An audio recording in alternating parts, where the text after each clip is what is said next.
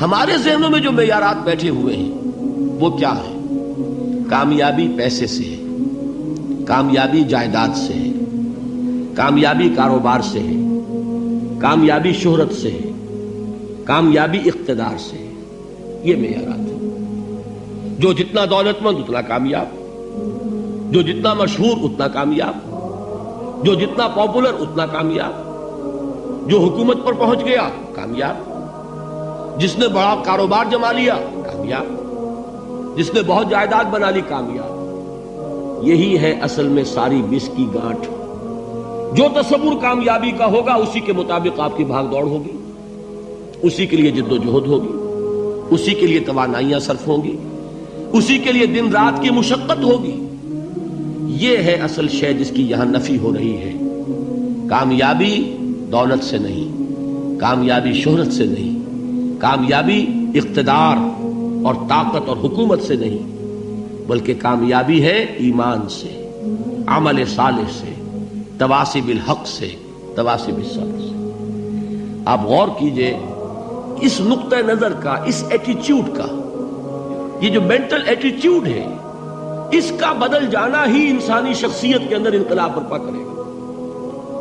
اب آپ کا نتیجہ کیا نکلا؟ اگر تو دولت سے کامیابی ہوتی تو قارون بہت کامیاب تھا، اگر حکومت سے کامیابی ہوتی تو فرعون اور نمرود بہت کامیاب تھے. کامیابی ان سے نہیں ہے. کامیابی انسان دولت میں قارون کی دولت تک پہنچ جائے اور دنیا میں دبدبہ اور اقتدار اور سلطنت اور حکومت کے اعتبار سے وہ نمرود اور فرعون کا مقام حاصل کر لے، وہ ناکام ہے، خائب ہے، خاسر ہے، برباد ہے. اور ابو ذر غفاری کامیاب ہے، چاہے ان کے پاس کچھ نہیں تھا، جھونپڑی تک نہیں تھی، کوئی گھر نہیں تھا. حضور نے فرمایا ہے اللہ کے کچھ بندے ایسے ہوتے ہیں جو کسی محفل میں جانا چاہیں تو انہیں اجازت نہ ملے، جو کہیں اگر رشتہ کرنا چاہے کوئی ان سے رشتہ کرنے کو تیار نہ، کہیں کوئی سفارش کرنا چاہے تو ان کی کوئی بات ہی نہ سنے.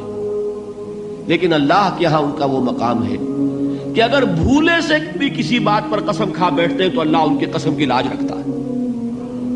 یہ ہے فرق. یہ جان لیجیے اچھی طرح. اس بات کا مان لینا آسان، اس پر سبحان اللہ کہنا آسان، لیکن اس کے مطابق آپ کے اپنے ذہن کا بدل جانا بہت مشکل. اس لیے کہ ہم متاثر ہوتے ہیں اپنے ماحول سے.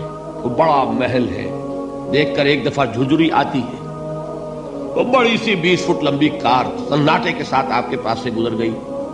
ایک دفعہ اعصاب کے اندر ارتعاش ہوتا ہے، محسوس ہوتا ہے بڑے یہ نصیبے والے لوگ ہیں، بڑے خوش نصیب، بڑے کامیاب. حالانکہ کچھ معلوم نہیں کہ یہی سب سے بڑی بد نصیبی ہو سکتا ہے کہ یہی سب سے بڑی ناکامی ہو. اگر ذہنوں میں یہ بات بیٹھ جائے کامیابی کس شے سے. یہی وجہ دیکھیے قرآن مجید میں بارہا آپ دیکھیں اولئک ھم المفلحون، یہ ہے لوگ کامیاب ہونے والے.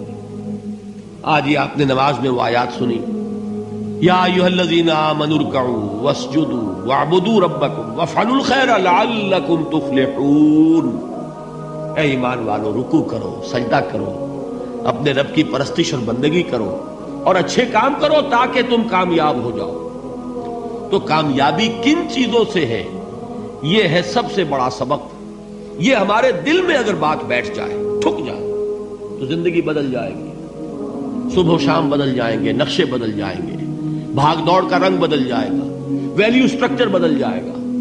آج وہ ایک چیز نہایت اہم نظر آ رہی ہے، کل نہایت غیر اہم نظر آئے گی. جیسے کہ حضور کی حدیث ہے مالی ولی دنیا، مجھے تمہاری اس دنیا سے کیا سروکار ہے. انما مثلی کراکب استظل تحت شجرۃ ثم راح فترکها، میری مثال تو اس سوار کی سی ہے جو تھوڑی دیر کے لیے ایک درخت کے سائے میں ٹھہرتا ہے سستانے کے لیے، پھر وہ اپنا راستہ لیتا ہے. اسے اس درخت سے مستقل تعلق اس کا نہیں ہے، وہ اس کا گھر نہیں، وہ اس کی منزل نہیں. اسی طرح یہ دنیا میرا گھر نہیں ہے. اب دیکھیے ہم کہتے ہیں انا للہ و انا الیہ راجعون، ہم تو مسافر ہیں، ہم اللہ کے پاس سے آئے، اللہ کی طرف ہمیں لوٹ جانا ہے. کن فی الدنیا کانک غریب و عابر سبیل، حضور فرماتے ہیں دنیا میں ایسے رہو جیسے کہ تم اجنبی ہو یا راہ چلتے مسافر. لیکن یہ طرز عمل کب ہوگا؟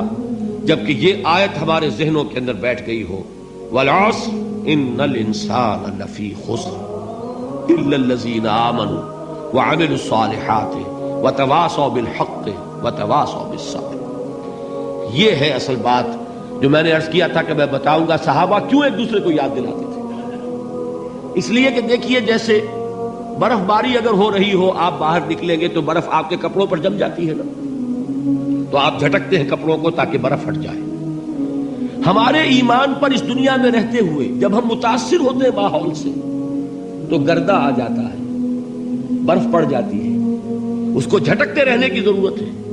اور وہ جھٹکنے کی بہترین اور مؤثر ترین شکل یہی ہے کہ یاد رکھو کامیابی ان چیزوں سے نہیں ہے۔ چمک دمک جو ہے دنیا کی، یہ ساری چمک دمک جو تمہیں رجھا رہی ہے، جو تمہیں اپنے اندر گم کیے ہوئے ہے، یہ لفظ گم پر اقبال کا وہ شعر یاد آ گیا کہ کافر کی یہ پہچان کے آفاق میں گم ہے، اور مومن کی یہ پہچان کہ گم اس میں ہے آفاق۔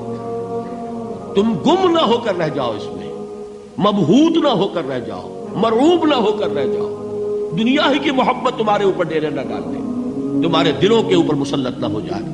لہذا تازہ کرتے رہا کرو، والعصر ان الانسان لفی خسر الا الذین آمنوا وعملوا الصالحات وتواصوا بالحق وتواصوا بالصبر۔ پھر یاد کر لو، پھر تازہ کر لو اپنے اس یقین کو کہ کامیابی دولت سے نہیں، کامیابی ثروت سے نہیں، کامیابی اقتدار سے نہیں، کامیابی شہرت سے نہیں، کامیابی جائیداد سے نہیں، کامیابی ہے ایمان سے، کامیابی ہے عمل صالح سے، کامیابی ہے تواصی بالحق سے، کامیابی ہے تواصی بالصبر سے۔ یہ چار چیزیں ہیں کہ جو کامیابی کے لوازم